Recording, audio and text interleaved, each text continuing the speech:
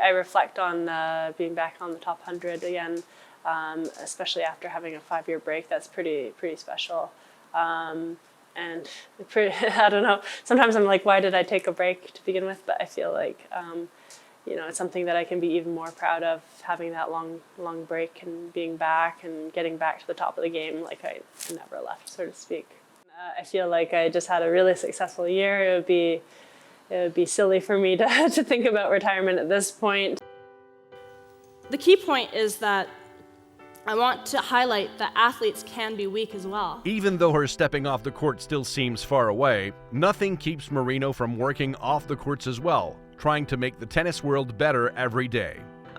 What would be your message to young athletes, young tennis athletes? Just enjoy the process, which is so much easier said than done. But I mean, we're in a very fortunate position that we can do sport, and the reason we do sport to begin with is for enjoyment. So that's where you should sort of have that internal motivation. It's from your passion and your love of the sport. Balance is really important to everyone, whether you're an athlete or not. Is being able to balance your work and life.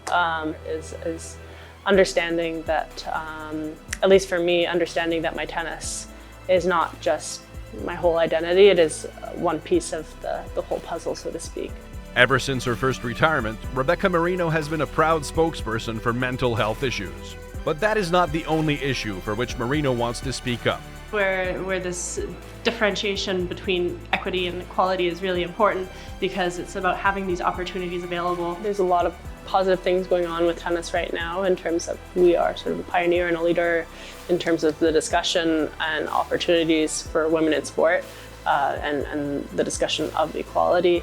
We have Billie Jean King, who is sort of the leader in that conversation. She started that nearly 50 years ago, 49 years ago. She had the Battle of the Sexes, and she's been using her platform to sort of enable women's tennis. But I think there's still a long way to go. On September 28, 2022, Rebecca had the opportunity to meet the one athlete that has possibly done more for her sport than anyone else. Inspiring Billie Jean King. I met her years ago when I was just a rookie on the tour, and she's just such a inspiring woman. She started the WTA tour for us, so I have my job because of her, in a sense, and so I owe a lot to her and the other 8 women who started the tour. Yeah, she's an incredible woman. As is Rebecca's story, following in the footsteps of that grand lady of tennis, trying to make her sport better day after day.